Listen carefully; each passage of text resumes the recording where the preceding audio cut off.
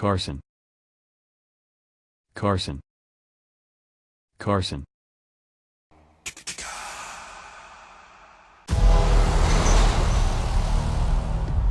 So, Skrulls are the bad guys.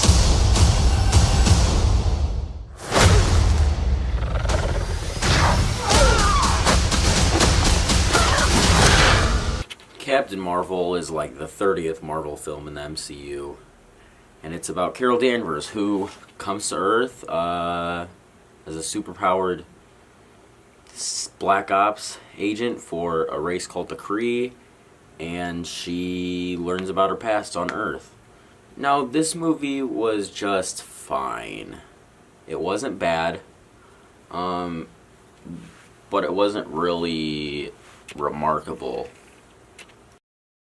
It sort of went the safe route for an origin story, but it could have been a lot more fun. They could have played with her powers a lot more, and they could have taken the chance to give her some personality traits because she doesn't have any in the comics, really. But they didn't do that, and she doesn't have personality traits in this movie either. Well, that's not true, but I mean, doesn't really feel like it. The best parts of the movie are between Carol Danvers and Sam Jackson, probably the only people that really have chemistry in this movie. Ben Mendelson, I think is his name, I can't remember.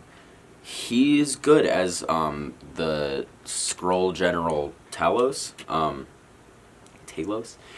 He is an interesting character. I'm surprised to see some of the things they did with the Skrulls in the MCU now. Interested to see where that goes. I'm glad that the soundtrack for this movie wasn't too, cringy or memey.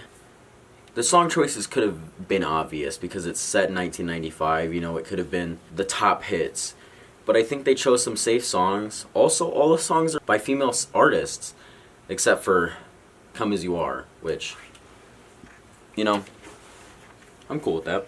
I like how they turned Captain Marvel into a fighter for the universe, in the galaxy, in an unjust war. I mean, the Kree-Skrull War is a huge thing when it comes to Marvel Comics, and for them to sort of change it and turn it into, like a post-9/11 version of the Kree-Skrull War is pretty cool because now it gives a lot more for Captain Marvel to do since she is the most powerful hero in the universe, I'm guessing.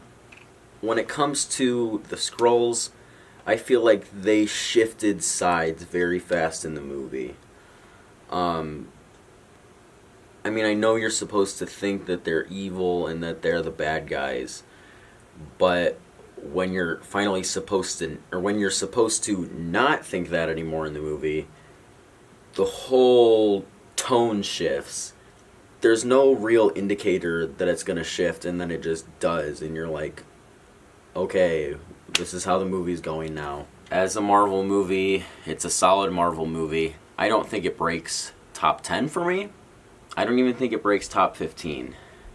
But that's not what matters. What matters is that I enjoy the character of Carol Danvers. And, hopefully in Endgame, she's awesome. She looked awesome in the end clip after the credits.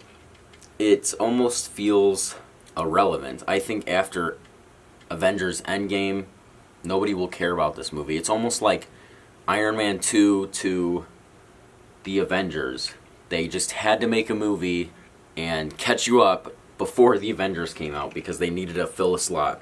I think they should have taken a little bit more care and time with the character and the movie, and they maybe could have gotten more special moments out of it. So yeah, it's just fine.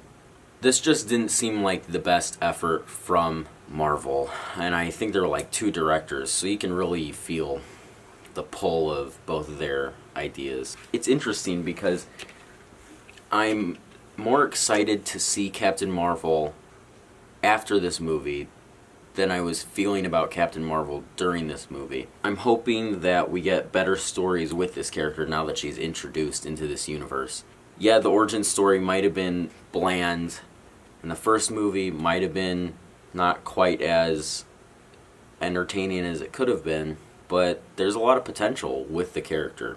I think Brie Larson is a good actress, and she can bring what the role needs when it's finally allowed to have that. Well, that's how I feel about Captain Marvel. Sorry if it wasn't what you expected. The movie wasn't what I expected, but I saw it like 3 times. Like and subscribe. Follow me on Instagram and Twitter. If you've seen Captain Marvel, how do you feel about it? Let me know. Okay.